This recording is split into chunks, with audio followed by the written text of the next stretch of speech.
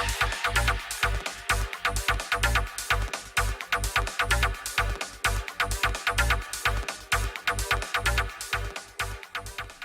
everybody, welcome back. I am DJ Charlie, and in this video I'm going to be working on the power box, and just going to be showing you some things I've got and I take with me everywhere. Not sure if I'm ever going to migrate this stuff. I do intend to migrate some things and get a couple more cases, but I want to see what I've got so I can kind of get a better idea of the case I need to get for them. But I want to show you the different kind of cables that I take with me everywhere and always keep on hand. Alright, first up that I have in here is actually a power distribution. The first thing I have here is a power distributor. This is not a power conditioner. This is actually a power distributor that was used for servers, I believe, and used to be right mountable. I don't have the leaves for it. I could probably get some. But generally what I use this for is on my DJ booth, or sometimes on just a DJ booth. I'll use this because it's a good splitter. It's got two different circuits, independent circuits on it with 15 amp breakers, I believe. It's just a good thing to have. I actually just picked this up for free with some old Ethernet switches, some 10100 switches. So again, it came out of a server rack. But it's very useful, and I have used it for years and continue to use it. It's just nice to have. I don't generally use power conditioners, but I do have a power conditioner, but it's more in the shape of like a big surge protector, for home theaters, more or less.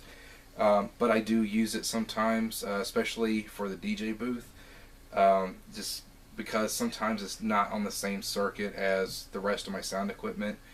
But a lot of times what I'll do is I'll have that power conditioner down on the floor, and I'll run two IEC cables up to this guy, which is on the booth, and a lot of times they'll put their laptop on it, or their mixer, whatever they want to use it for, because it's just a flat top, sits on the table, put whatever you want on it, and then you got 8 ports on 2 different circuits right there within this thing that goes to your power conditioner. Or something else I have done is actually split these 2 circuits, because since they are 2 separate circuits within this unit, I've actually would put one IEC cable on a sound circuit, and then I would put one IEC cable on my lighting circuit. So I might have my sound mixer and everything here, and I might have my DMX controller or whatever else that I might have on tabletop, including maybe my fog machine, out of this other side. So it's a really cool unit to have. If you can find one, you can probably find one cheap. But it is very nifty to have. It's good for multiple ports, or multiple ports with 2 separate circuits on the same tabletop. Okay, here's something that I don't like to use very often, especially not with sound, and here's why. Because it doesn't have a ground pin. The ground pin got cut out of it. I think my dad gave me this years ago, but it's a 3-way plug. It does come in handy, especially for power bricks, because they are on all opposite sides here. But a 3-way plug is great to have. And since we're on the subject of 3-way plugs, I told you I got some new things from Harbor Freight in this category.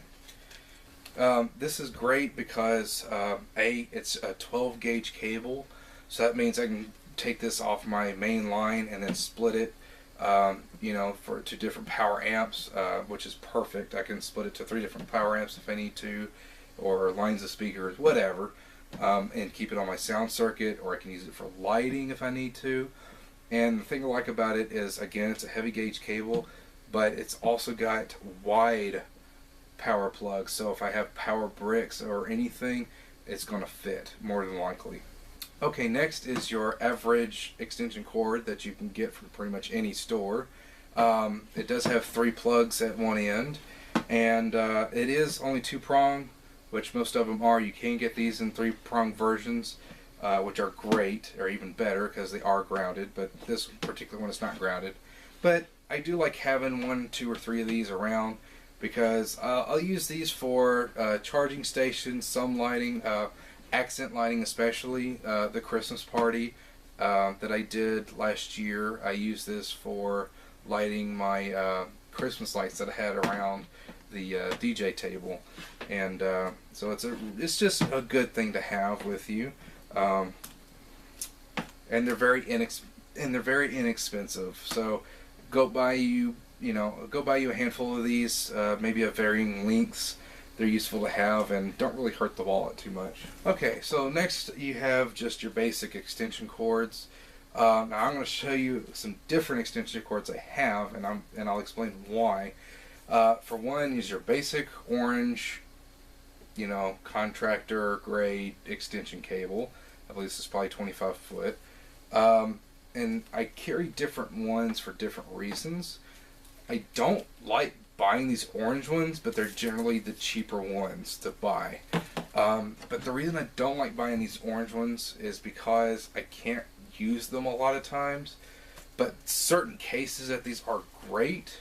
I love using bright colored extension cables when I need to run power across anywhere there's traffic, especially where you can't gaff tape down or put a rug over the cable. For instance, outside, when you have to run it through the grass, is perfect because you can see it, and a lot of times I'll still tie on some flags to make sure people can see it and know to step over it, and it kills down the trip hazard quite a bit. I prefer black extension cables. The reason I prefer black extension cables is because my trussing is black, my tripods are black, and generally my speakers are black. Pretty much everything you're going to use as a mobile DJ or AV tech is going to be black. So these are great for not standing out. If I'm powering my powered speakers, then I can Velcro these to the back of my tripod and they're going to stick out way less. I can Velcro these to the lighting truss, and again, they're going to stick out way less. So I have varying lengths of black extension cable, and this is the best thing to get. And next we have this big guy. This is a hefty 12 gauge extension cable. A lot of times I'll use this for my home runs for amplifiers and power systems, and then split off after this. You always want to have your heavier gauge cables as your home runs to your main power sources because they're going to carry the most current, and then you split off after those with your 14 or 16 gauge cables. Again, bright yellow. A lot of times home runs, I'm not going to care what color they are because they're either going to be out of the way or unseen. So they're not going to be going up the poles to the light truss or to the powered speakers or anything. These are what I use for home runs. And I got this really cheap at a thrift store as well. Thrift stores and Goodwills, places like that, great places to look for cables and this and that because they've come in handy quite often. This is something else I recently got from Harbor Freight. This is another 12 gauge cable, 25 foot, but this one's got a 3-way plug at the end. And this is great for a home run cable, and especially great for tacking onto my other cable that's a 50 foot 12 gauge cable.